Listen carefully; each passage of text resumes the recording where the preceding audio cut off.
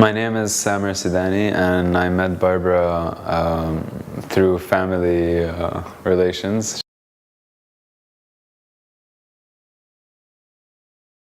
I was discussing like the reasons and describing my lifestyle and what my goals are, what my fears are.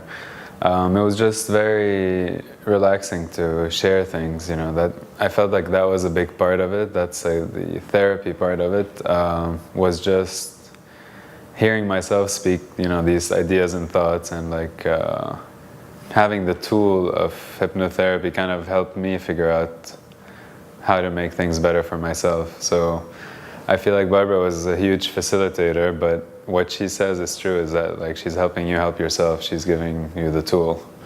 So yeah, that was my experience.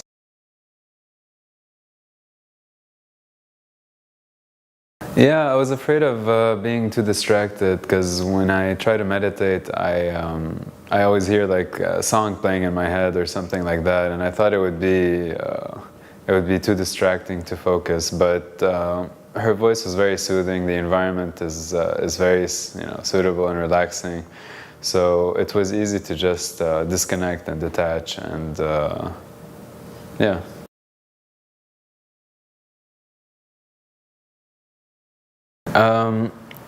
I had tried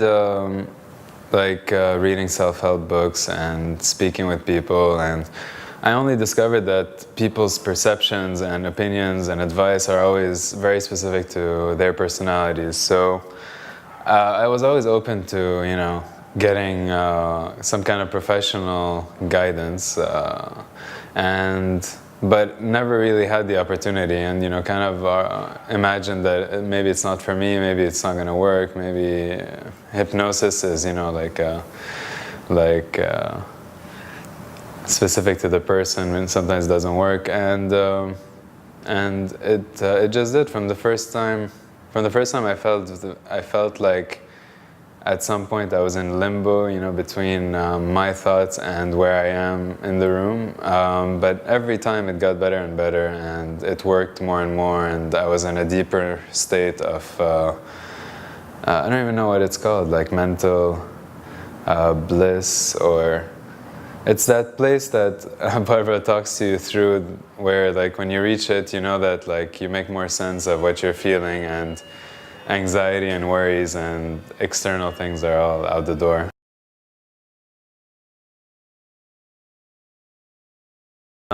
So she really teaches you to empower yourself and to organize yourself and your time and your priorities. So it's not just organizing what I have to do today or this week. It's really like organizing your thoughts, what thoughts come before each other. I started looking at things like organization and managing my day, and splitting my day into a to-do list that's prioritized from most important to least important. Has really helped me be productive and feel better about my own work and my own responsibilities.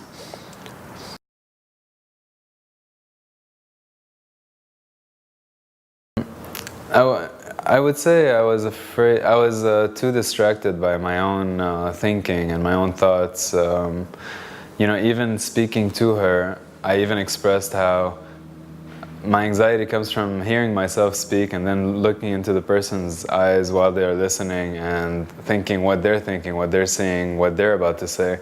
And these are just, asking for anxiety, and keeping things simple is really what I should have been doing. And the whole process was really critical for me learning that. I remember the first time there was a part of the hypnotherapy where Barbara is walking me through going down steps of just a staircase, and with every step I just felt like I was being more and more relaxed, and I was close to falling asleep. But the first time I was kind of not knowing what's happening, so I was stopping and asking, is this normal? I'm about to fall asleep. And she was saying, it's very normal, you're just in a relaxed state of mind, and actually if you fall asleep, right before you fall asleep, like that part is important for accessing subconscious, and she is very talented at doing that versus other hypnotherapists, and I can tell you from reading reviews and talking to other people that that's true. And at one point I felt like I fell asleep, and I couldn't hear her anymore, but I was understanding.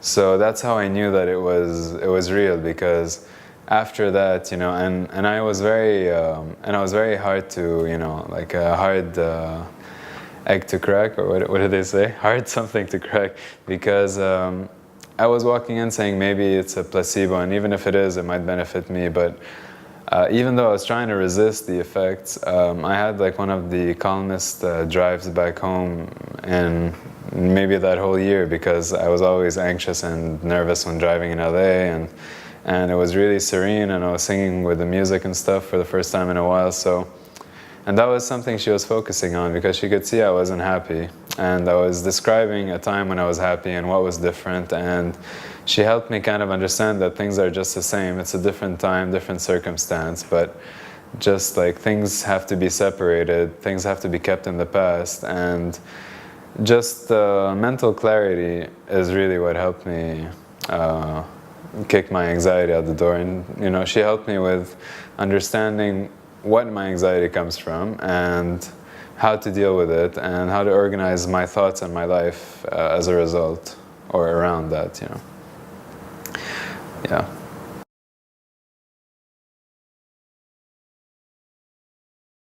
Yeah, so when the fourth session was over, I really felt like I made strides since starting, and I felt so empowered at that point that I just couldn't stop thinking about anxiety, talking about anxiety as like, you know, an anxiety activist who just doesn't want anyone to have anxiety anymore, because I felt like it was so simple to get rid of this habit. You know, I feel like it's a habit because it starts in the mind, and that's where it should end. You know, when like anxiety leaks out, it just affects your life, other people, society, and start like walking towards depression. And so anytime I see anyone kind of like having anxiety about something, I find myself, you know, either recommending Barbara or recommending what I did, or, you know, kind of sharing how I think they should do, or how I would do it. People receive it very differently, you know. It depends on their personalities, but it's really part of like advice I like to give my loved ones about how to kick out a bad habit. You know, whether it be stopping drinking less, smoking less, worrying less, you know, all these things are unhealthy, eating less meat, eating less fried foods. Anything that I managed to overcome and, you know, like grow out of is something I talk about, and anxiety is definitely a big one.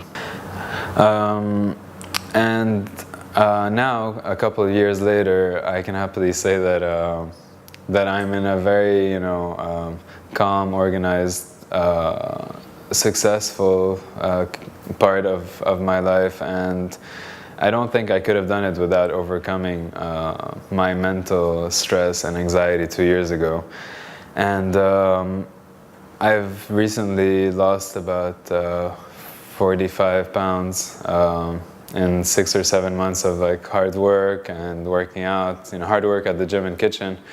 And I don't think I would have been able to achieve that if I hadn't been getting used to prioritizing things, acting, executing, you know, being thorough, not worrying about the small things, and procrastinating. And these are all things that used to come with anxiety. You would procrastinate, you would be dishonest about, you know, stuff, call in sick more often than other people, and it's just like a vicious cycle. It's like a snowball effect, anxiety. And you can't really find someone who has anxiety who is happy, who's successful, who is organized. They always have kind of problems that kind of link to each other and affect other things. And I'm really happy that like now I'm in a good place thanks to decisions I've done in the last couple of years. And one of them that I always mention is doing the hypnotherapy sessions with Barbara.